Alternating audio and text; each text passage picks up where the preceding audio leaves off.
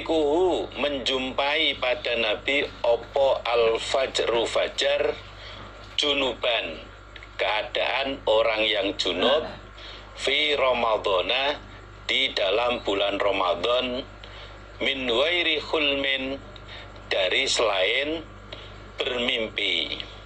Ibu Aisyah berkata pernah suatu ketika fajar datang, Nabi keadaan masih junub. Bu Aisyah berkata pernah suatu ketika fajar tiba, Nabi keadaan junub di bulan Ramadan. Bukan karena mimpi. Junubnya Nabi itu bukan karena mimpi, tapi karena habis berhubungan suami istri dengan istri Nabi.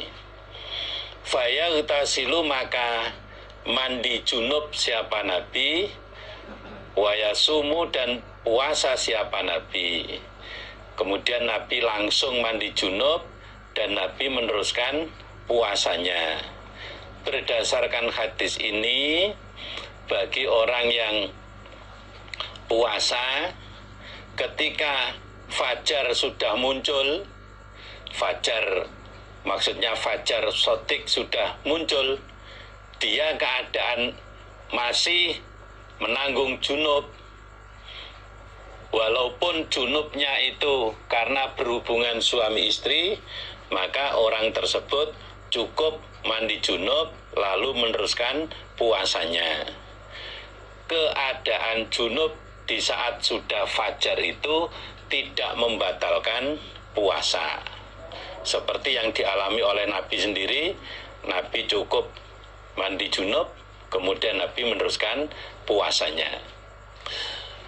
Babu siwakir rotbi, babnya siwak basah, wal yabisi dan siwak yang kering, lissoimi bagi orang yang puasa.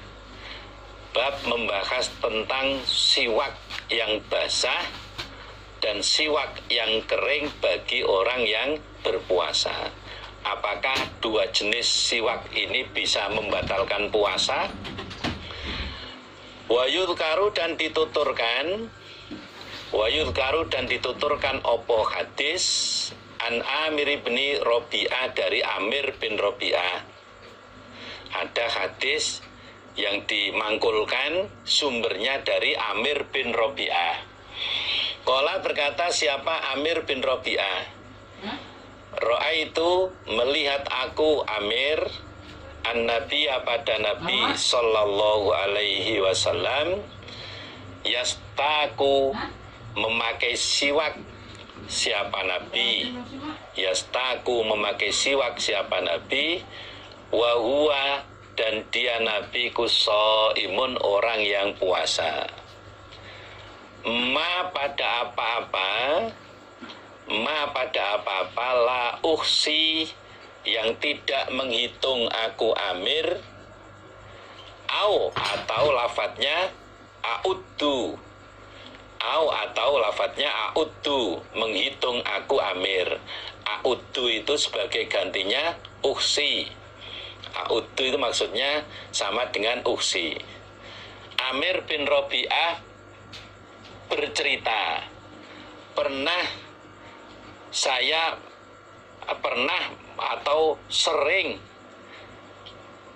sering saya melihat Nabi memakai siwak di saat Nabi sedang berpuasa.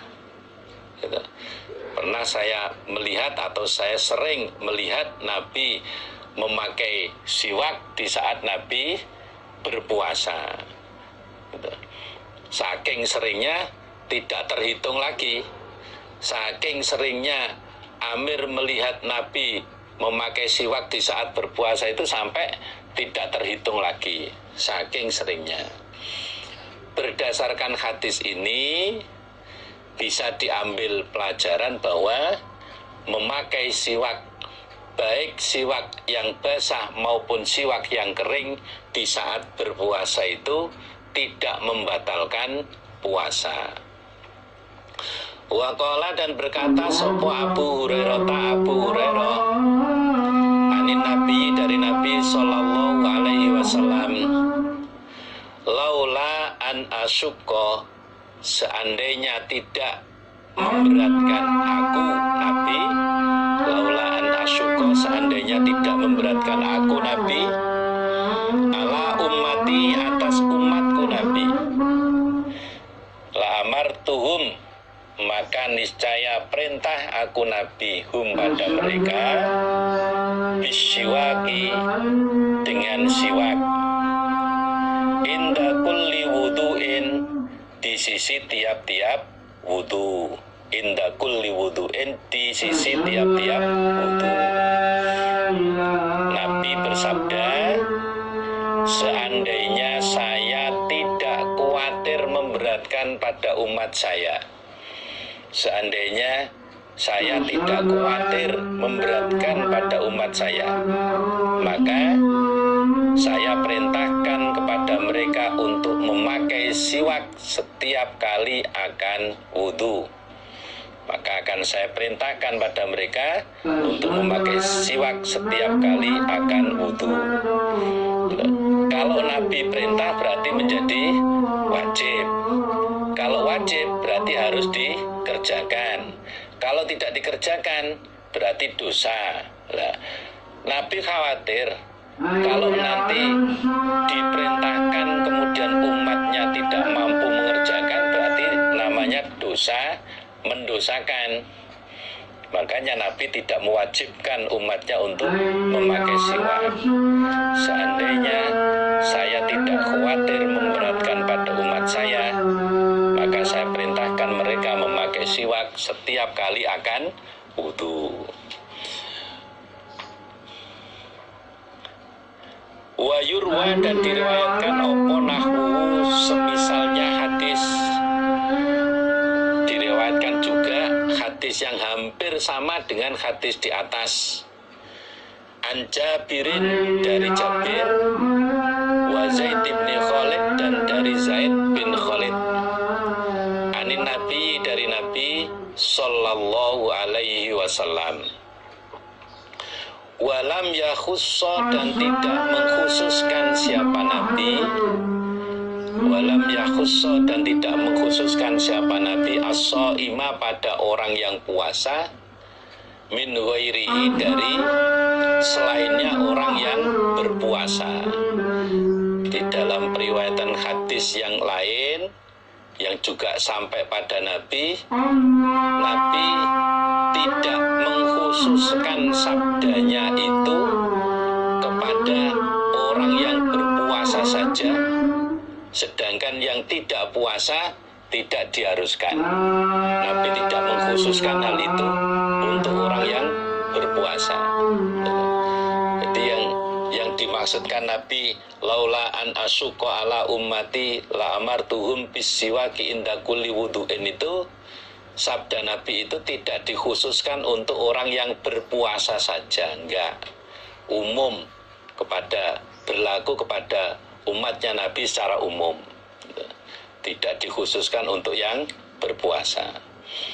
Waqala, dan berkata sopo Aisyah, anin Nabi, dari Nabi sallallahu alaihi wasallam, as-siwaku, adapun siwak, as-siwaku, adapun siwak iku matharatun, mensucikan, maksudnya membersihkan. Matharatun, mensucikan, maksudnya membersihkan, lil fami, pada mulut. Mardotun, lagi disenangi, lirrabbi, bagi Tuhan. Nabi bersabda, siwak itu membersihkan mulut dari kotoran-kotoran sisa makanan. Habis makan makanan apa, nempel di gigi, atau makan daging nyelip di antara gigi, di antara dua gigi. Nah, dengan disiwak seperti itu, pakai siwak seperti itu, kotoran-kotoran yang sisa makanan yang nempel di gigi bisa bersih. Begitu pula yang nyelip di antara dua gigi juga bisa bersih. Wa mardhatun lirabbi, juga bisa menjadi disenangi oleh Allah gitu. Ketika seorang hamba itu mulutnya bersih, kemudian berdialog dengan Allah melalui sholat, keadaan mulutnya bersih, baunya harum, Allah menjadi senang pada hamba tersebut gitu. Berbeda lagi waktu sholat, kemudian sebelumnya nggak pakai siwak, nggak pakai sikat, beberapa hari nggak pakai sikat, begitu waktunya sholat ya terasa harumnya tidak ada, terasa baunya tidak sedap, dan itu mengganggu, di samping mengganggu orang ada di sekitarnya, juga hal itu tidak disenangi oleh Allah. Hal itu tidak disenangi oleh Allah. Waqala, dan berkata sopo ato'un ato'. Waqala, dan berkata sopo ato'un ato' wa Qatadatu, dan Qatadah. Ya betali'u, menelan siapa orang yang puasa. Ya betali'u, menelan siapa orang yang puasa, rikohu, pada ludahnya. Rikohu, pada ludahnya. Atok dan Qatadah berpendapat orang yang berpuasa menelan ludahnya sendiri, bukan ludah orang lain. Orang yang berpuasa menelan ludahnya itu tidak apa-apa, tidak membatalkan puasa. Ketika puasa tenggorokan terasa kering sekali, kemudian menelan ludahnya bisa terasa agak lumayan, itu tidak membatalkan puasanya. Ada orang masak gitu, kok bau masakannya sedap, kadang menelan ludah gitu. Ya tidak membatalkan puasanya. Nah, dari beberapa hadis yang sudah kita kaji tentang yang membatalkan puasa dan tidak membatalkan puasa, kita bisa membuat kesimpulan. Dalam surat Al-Baqarah ayat 187 diterangkan wakulu washrobu hatta yatabayyana lakumul khaitul abyadu minal khaitil aswati minal fajr. Silakan kalian makan, silakan kalian minum sampai jelas perbedaan antara benang yang putih dan benang yang hitam dari fajar, sampai jelas perbedaan antara fajar kadhib dan fajar sodik. Nah, dari ayat itu bisa diambil kesimpulan bahwa segala sesuatu yang masuk dalam pengertian makanan dan minuman, segala sesuatu yang masuk dalam pengertian makanan dan minuman sehingga bisa mengenyangkan perut, walaupun masuknya tidak melalui mulut, hukumnya membatalkan puasa. Apapun yang masuk ke dalam tubuh kita, yang masuk itu dikategorikan sebagai makanan dan minuman, walaupun masuknya tidak lewat mulut, itu membatalkan puasa.